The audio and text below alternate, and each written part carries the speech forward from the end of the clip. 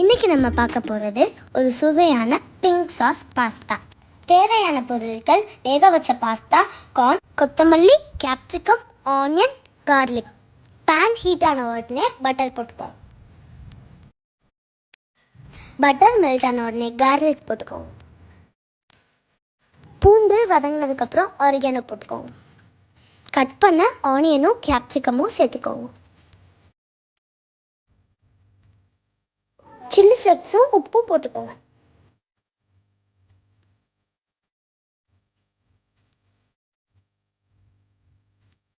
எல்லாத்தையும் நல்லா சாட்டே பண்ணிக்கோங்க. வெஜிடபிள்ஸ் வேகிறதுக்கு ஒரு 5 நிமிஷம் மூடி போட்டு வச்சுக்கோங்க. வெஜிடபிள்ஸ் வெந்ததுக்கப்புறம் கார்ன் ஆட் பண்ணிக்கோங்க. இப்போ எல்லாத்தையும் மிக்ஸ் பண்ணிக்கோங்க. காரத்துக்காக பெப்பர் ஆட் பண்ணிக்கோங்க.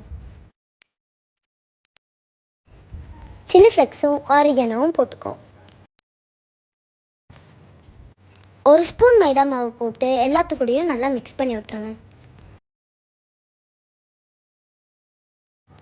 இந்த ஸ்டேஜில் 1 கப் மில்க் ஆட் பண்ணிக்கோங்க.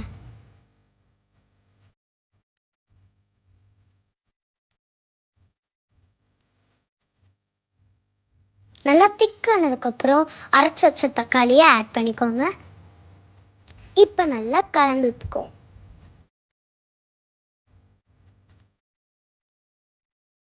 1/4 டீஸ்பூன் சில்லி பவுடர் போட்டுக்கோங்க.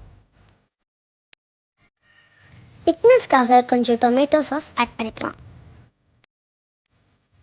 ஃபைனலாக பெப்பர் போட்டு சீஸ் ஷீட்ஸ் ஆட் பண்ணிக்கோங்க.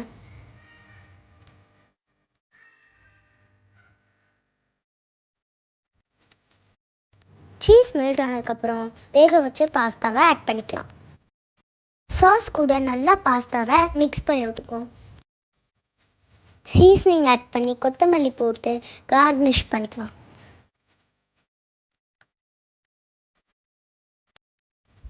ஃபைனலாக சுவையான பிங்க் சாஸ் பாஸ்தா ரெடி.